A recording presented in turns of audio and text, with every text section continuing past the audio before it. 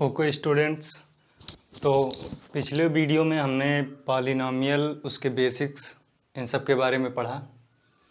उसमें हमने देखा पॉलिनॉमियल के टाइप्स बेस्ड ऑन डिग्री और बेस्ड ऑन टर्म। ठीक, अब हम आज उसके आगे बढ़ेंगे। आज हम पॉलिनॉमियल के कुछ और टाइप पढ़ेंगे जो बचे हैं, जैसे कांस्टेंट पॉलिनॉमियल।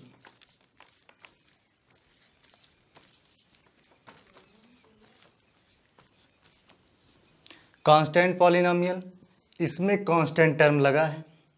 तो कांस्टेंट पॉलिनॉमियल वो पॉलिनॉमियल होता है जिसमें सिर्फ कांस्टेंट टर्म होते हैं। जैसे 2, क्या 2 एक पॉलिनॉमियल है? 2 पॉलिनॉमियल है क्योंकि 2 को हम ऐसे लिख सकते हैं x की पावर 0। तो ये कांस्टेंट है और ये वेरिएबल है, दोनों को मिला के ये एक पॉलिनॉमियल बना है। ठीक है, तो 2 ऐसा पॉलिनॉमियल है जिसमें सिर्फ कांस्टेंट टर्म दिख रहा है, इसलिए इसको कहते हैं कांस्टेंट पॉलिनॉमियल। ठीक, इसी तरह 3 भी एक कांस्टेंट पॉलिनॉमियल होगा, 4 भी होगा, -4 भी होगा। ठीक है, 0 भी कांस्टेंट पॉलिनॉमियल होगा। क्यों? क्योंकि 0 एक कांस्टेंट है। 0 को हम ऐसे लिख सकते हैं 0 इंटू एक्स की पावर 0। 0 को ऐसे भी लिख सकते हैं, 0 को ऐसे भी लिख सकते हैं। ठीक, तो 0 एक ऐसा कांस्टेंट पॉलिनॉमियल है जिसमें x जो वेरिएबल है उसकी पावर कुछ भी हो सकती है। यहाँ पे 0 है, यहाँ पे 1 है, यहाँ पे 2 है, मतलब कुछ भी हो सकती है। तो 0 को हम कहते हैं 0 पॉलिनॉमियल, और 0 पॉलिनॉमियल में x जो वेरिएबल है उसकी पावर अनडिफाइंड होती है, मतलब फिक्स नहीं होती है। जैसे यहाँ पे देख रहे हैं x की पावर क्या है 0, यहाँ पे 1, यहाँ पे 2। तो 0 पॉलिनॉमियल में वेरिएबल की पावर अनडिफाइंड होती है। 0 भी एक कांस्टेंट पॉलिनॉमियल है। ठीक है, अब हम देखते हैं पॉलिनॉमियल के कुछ एग्जाम्पल जो हम पढ़ें।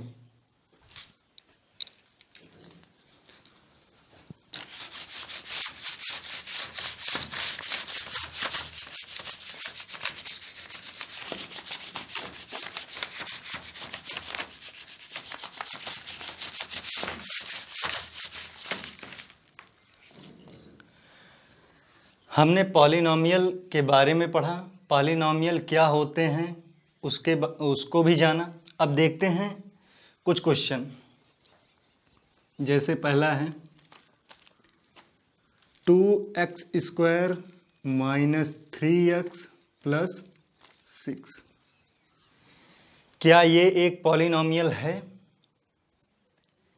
ये एक पॉलिनॉमियल है। कैसे है? ये पूरा पॉलिनॉमियल वेरिएबल x और कांस्टेंट से मिलके बना है, जहां पे वेरिएबल की पावर 2 होल नंबर है। ये ना तो निगेटिव है ना तो फ्रैक्शन है, तो ये एक पॉलिनॉमियल है। हम दूसरा एग्जांपल देखते हैं 2x की पावर 1/2 माइनस 3x प्लस 6। ये भी उसी तरह है, लेकिन यहाँ पे x जो वेरिएबल है उसकी पावर क्या है 1/2, जो कि होल नंबर नहीं है, तो ये एक पॉलिनॉमियल नहीं है। ये पॉलिनॉमियल इसलिए नहीं है क्योंकि हमने पढ़ा है पॉलिनॉमियल में वेरिएबल की पावर फ्रैक्शन में नहीं होती है, और यहाँ पे वेरिएबल की पावर किस में है? फ्रैक्शन में, तो ये पॉलिनॉमियल नहीं है। तीसरा एग्जांपल देखते हैं हम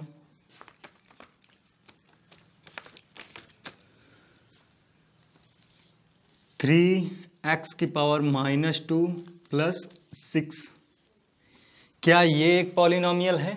इसको आप लोग बताएंगे कमेंट बॉक्स में, क्या ये एक पॉलिनॉमियल है? ठीक, चौथा √x। √x इसको देखते हैं। इसको कैसे लिख सकते हैं, x की पावर 1/2, क्योंकि ये स्क्वायर रूट है तो इसको ऐसे लिख सकते हैं। अब क्या ये एक पॉलिनोमियल होगा? क्या x की पावर 1/2 एक पॉलिनोमियल होगा? इसको भी आप कमेंट बॉक्स में बताइए। और लास्ट लेते हैं 3। क्या 3 एक पॉलिनोमियल है? 3 एक पॉलिनोमियल है? तो 3 एक पॉलिनोमियल है क्योंकि अभी हमने पढ़ा है कि जितने भी कांस्टेंट टर्म होते हैं वो कांस्टेंट पॉलिनोमियल होते हैं, और 3 क्या है? Constant term. तो 3 क्या हो गया? Constant polynomial. एक और हम लेते हैं x प्लस 1/x। यहां पे x वेरिएबल है, क्या ये एक पॉलिनोमियल होगा? चलिए आगे देखते हैं कैसे। x प्लस 1/x को अगर हम x ऊपर ले आए तो क्या x की पावर -1 लिख सकते हैं? हाँ, लिख सकते हैं। और यहाँ पे हम देख रहे हैं कि वेरिएबल की पावर निगेटिव है, और अगर वेरिएबल की पावर निगेटिव होगी तो पॉलिनोमियल नहीं होगा, तो ये पॉलिनोमियल नहीं है। तो हमने यहाँ पे देखा, पिछले वीडियो में हमने जाना था पॉलिनोमियल क्या होते हैं, और यहाँ पे हमने कुछ एग्जाम्पल के माध्यम से देखा कि पॉलिनोमियल को कैसे पहचाना जाए। तो जिसमें होल नंबर होगा वेरिएबल की पावर में वो होगा पॉलिनोमियल, और जिसमें फ्रैक्शन होगा या निगेटिव पावर होगी वो पॉलिनोमियल नहीं होगा। ठीक है, आगे बढ़ते हैं।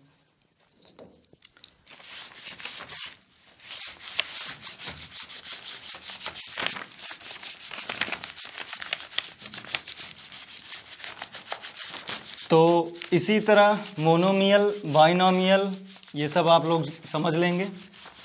जिसमें एक टर्म होता है वो मोनोमियल, जिसमें 2 टर्म वो बाइनोमियल, ऐसे करके आगे होता है। कल मैंने पूछा था कि जिसमें 3 टर्म रहेंगे, जिस पॉलिनोमियल में 3 टर्म रहेंगे उसका नाम क्या होगा? तो मैं बता दे रहा हूं, उसका नाम होगा ट्राइनोमियल। जिस पॉलिनोमियल में 3 टर्म होंगे, कल मैंने पूछा था, जैसे 2x² + 6x + 1, इसमें कितने टर्म हैं? 1, 2 और ये 3। तो 3 टर्म होंगे तो ये कौन सा टाइप होगा? ट्राइनोमियल। ट्राइनोमियल, ठीक है। तो आप लोग ये जो मैंने पहले वीडियो में बताया है उसको देखिए और एक्सरसाइज लगाइए RS अग्रवाल की या NCERT की। तो पॉलिनोमियल पहचानना, चाहे वो टर्म के बेसिस पे हो चाहे डिग्री के बेसिस पे हो, आप सीख जाएंगे, पहचान जाएंगे। उसके बाद कांस्टेंट पॉलिनोमियल और जीरो पॉलिनोमियल मैंने आज बता ही दिया है। अब आगे बढ़ते हैं। वेरिएबल की किसी दी हुई वैल्यू के लिए पॉलिनोमियल की वैल्यू निकालना आज हम पढ़ेंगे। जैसे कोई एक पॉलिनोमियल है px, p से पॉलिनोमियल होता है और x होता है वेरिएबल।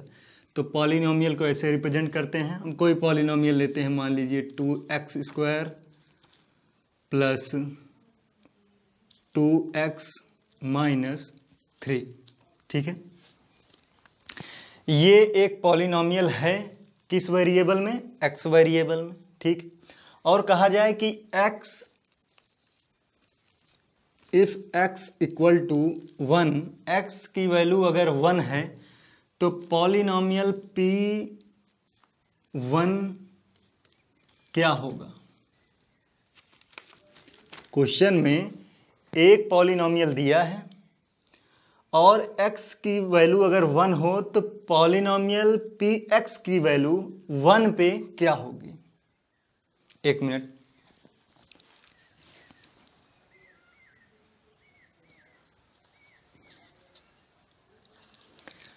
ठीक है, चलिए देखते हैं। तो x की जगह पे 1 रखना है, सिंपल है। x की जगह पे हम 1 रख देंगे तो पॉलिनॉमियल P1 की वैल्यू निकल के आ जाएगी। चलिए देखते हैं क्या होगा, बहुत ही आसान है। x की वैल्यू 1 हम यहाँ पे रख दिए तो ये बन गया P1।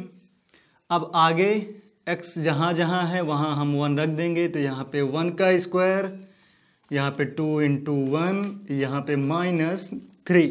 ठीक है, 1 का स्क्वायर 1 होता है तो ये 2 इंटू 1 2, और यहाँ पे 2 इंटू 1 2, और ये -3, तो 2 2 4 -3 कितना आएगा 1। तो पॉलिनॉमियल Px की वैल्यू 1 पे P1 1 आएगा।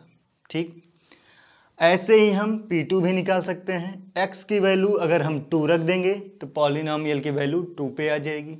ठीक है, तो x की किसी भी वैल्यू पे अगर पॉलिनॉमियल की वैल्यू निकालने को कहा जाए तो बस वेरिएबल की जगह पे वो डिजिट पुट कर देना है और पॉलिनॉमियल की वैल्यू उस वेरिएबल की वैल्यू के लिए आ जाएगी। ठीक है, तो अभी के लिए इतना ही। आगे हम पढ़ेंगे जीरो ऑफ द पॉलिनॉमियल। ठीक है, ओके।